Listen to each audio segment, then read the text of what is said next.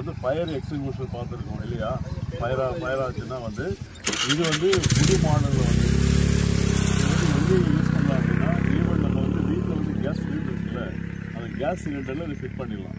Fit பண்ணிவிட்டு திடீர்னு இந்த கேஸ் சிலிண்டர்லேருந்து ஃபயர் ஆச்சு ஹெல்ப் ஆச்சுன்னா, இது ஹீட் ஆன உடனே இதுலேருந்து ஒரு வெடிக்கும்.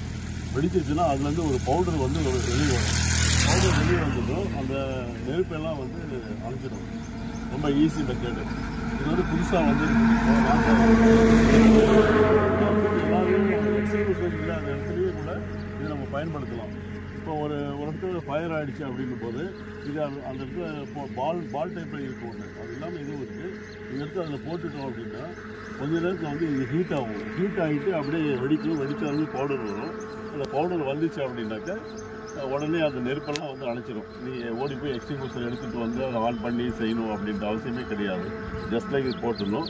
இது சிலிண்டரில் ஃபிட் பண்ணுறது ப்ளஸ் காரில் ஃபிட் பண்ணுறது, எங்கெங்கே வந்து ஃபயர் ஆகிறதுக்குள்ள சான்சஸ் இருக்கோ அந்த இடத்துல எல்லாமே நம்ம ஃபிட் பண்ணுறது. இப்போ வந்து எக்ஸாம்பிளுக்கு நம்ம இது வந்து செஞ்சு காமிக்கிறோம். ஓகேவா?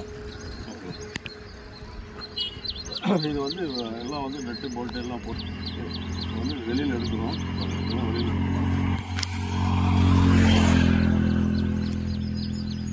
இது வந்து சிலிண்டர் ஃபிட் பண்ணுறது. ஓகே, இப்போ வந்து இங்கே வந்து ஃபயர் பண்ணிட்டோம். ஃபயர் பண்ணிவிட்டு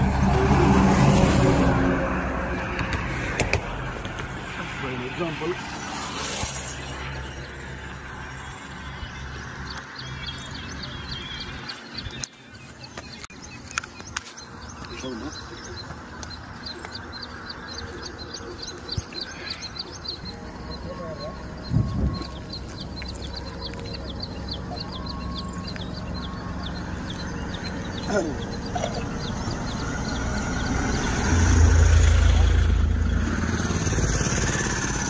அது மேலே வச்சுருங்க.